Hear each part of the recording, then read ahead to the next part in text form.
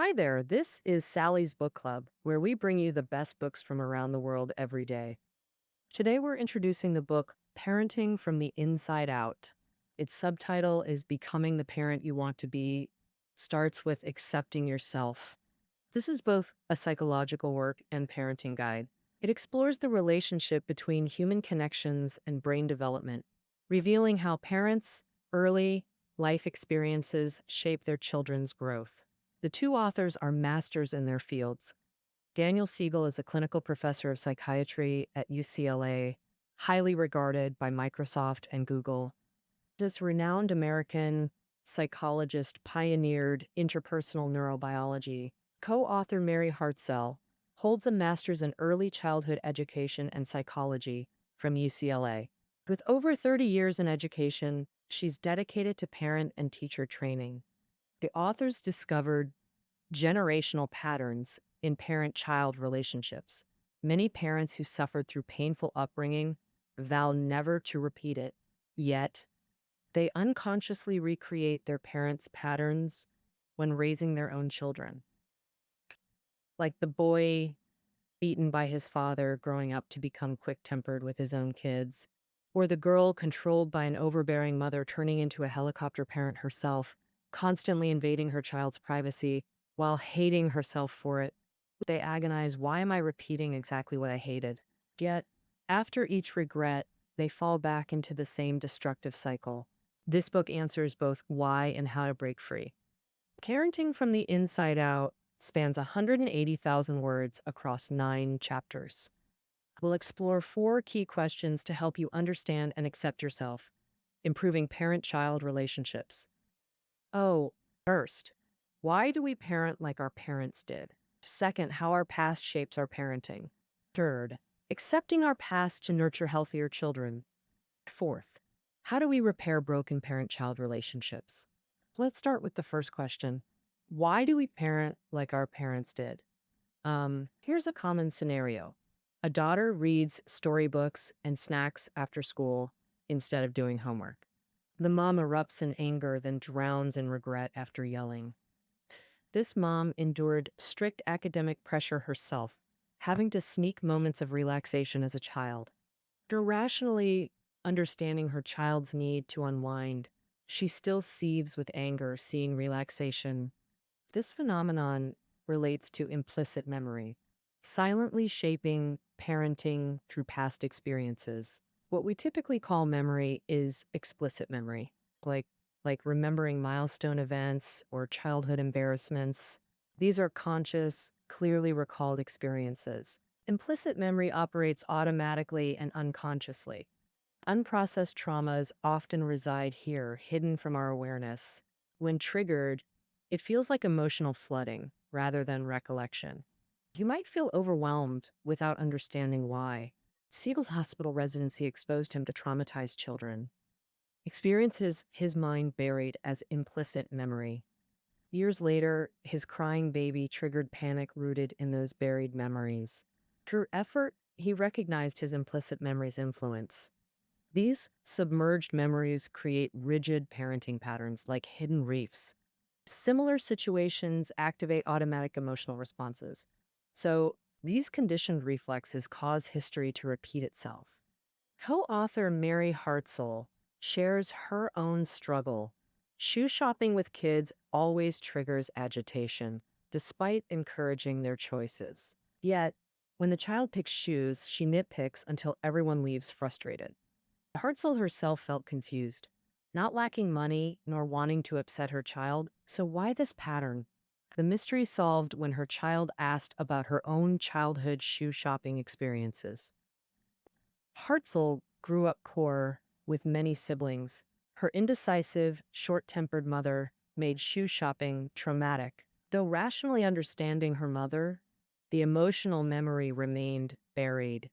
This hidden memory resurfaced during her own parenting, creating reflexive indecision and irritability, mirroring her mother's behavior exactly.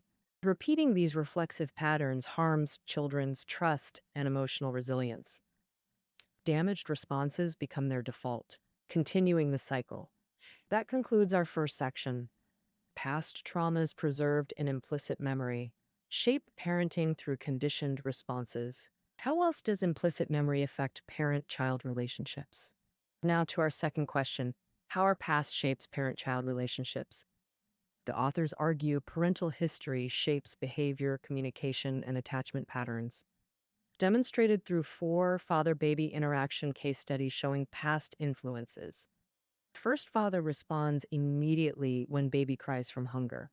He comforts while preparing bottle, verbally reassuring the baby. Feeding starts promptly after preparation. This father received attentive care himself, developing secure connections, resulting in accurate perception and timely response to his child's needs.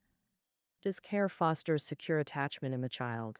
Feeling understood and respected, the child develops happiness to explore the world and build connections, becoming adaptable and healthy. The second father responds slowly, finishing his newspaper while annoyed by crying, assumes diaper change needed without observation.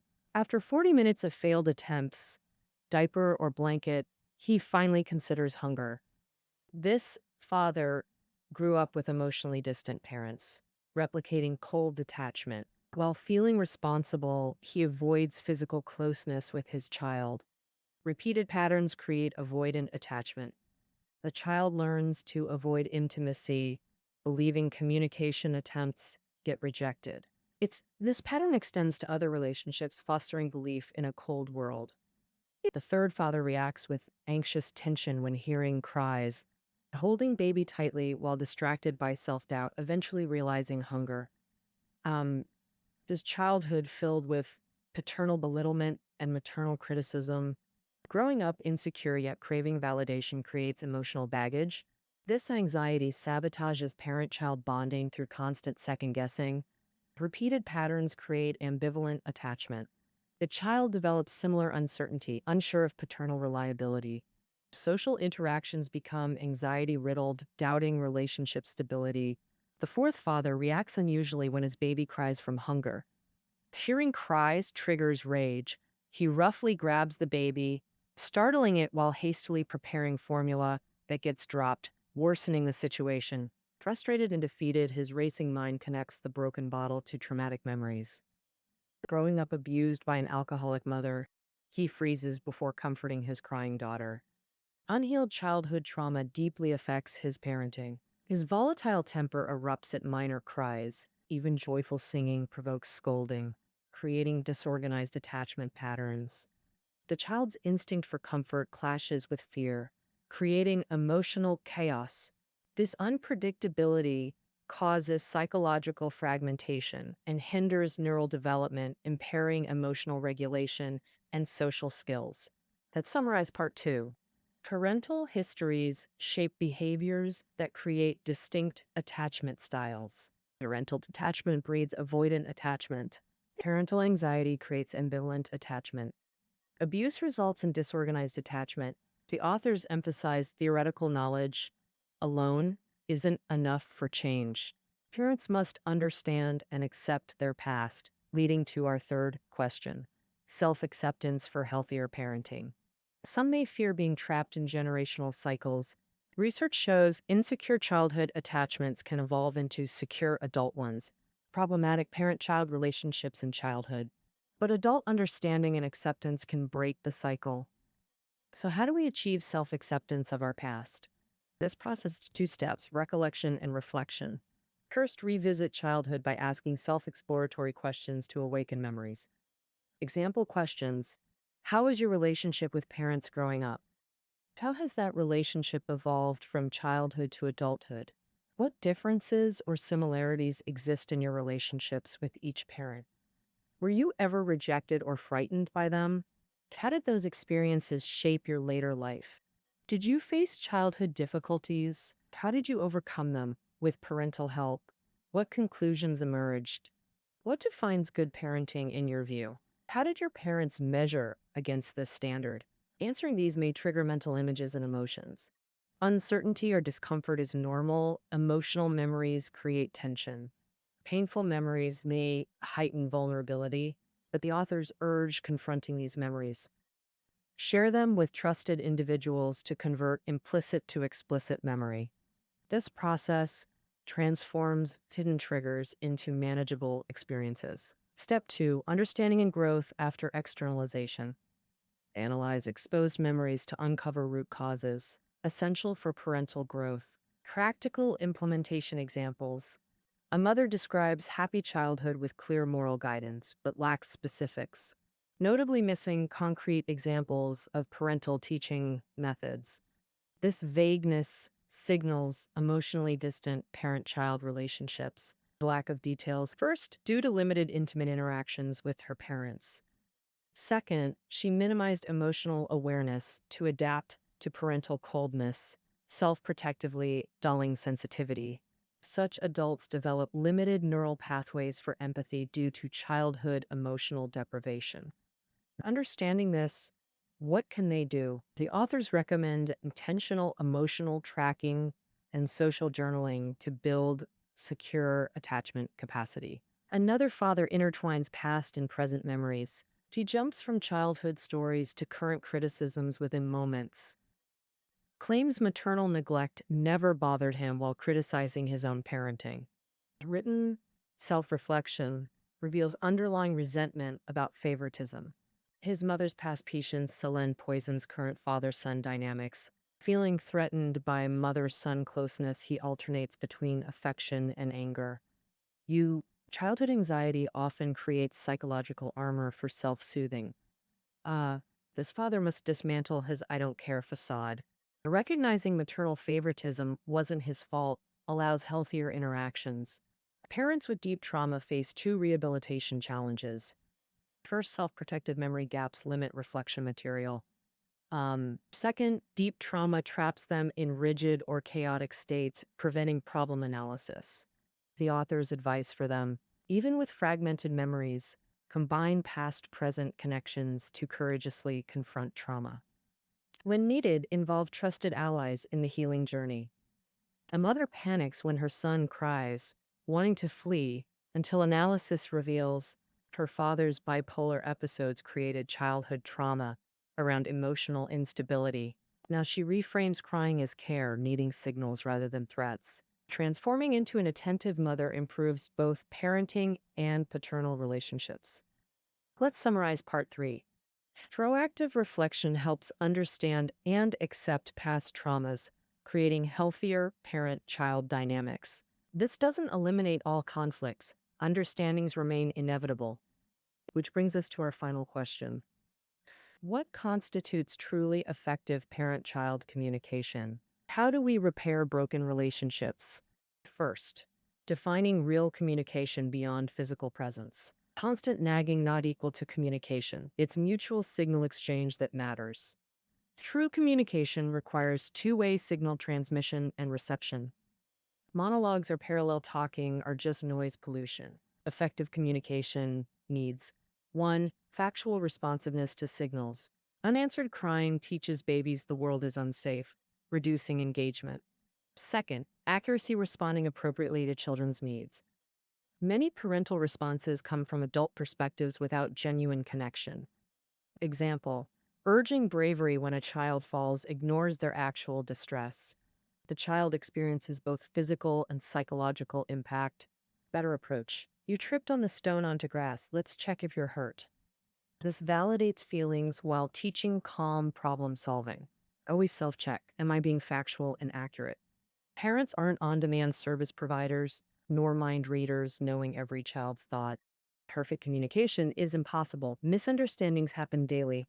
These conflicts create ruptures needing repair. Our step, accept ruptures as natural. Different needs and wants between generations cause conflicts. Type 1 rupture. Clashing needs for connection versus independence. Younger children crave attention, teens seek privacy. Example, teen wanting post-party reflection versus parental interrogation. Parental curiosity clashes with child's need for space. This turbulent rupture requires balancing needs. Solution, delay questions or explain concerns calmly. Type 2 rupture. Miscommunication from signal misinterpretation. Like when a child collects leaves in their toy box, which parents throw away for being dirty. To the child, these leaves are precious treasures. The resulting tantrum seems unreasonable to parents. This benign rupture is easily repaired. Parents should validate feelings while explaining their rationale. Misunderstandings cause real pain. Gentle, timely repair is crucial. Type 3 rupture, conflict from necessary boundary setting. While vital for teaching safety and rules, no matches, no pre dinner ice cream, limits create tension. Acknowledge emotions while maintaining limits. I know you want ice cream. Let's have it after dinner. This approach beats harsh denials. If upset persists, let them feel it without punishment.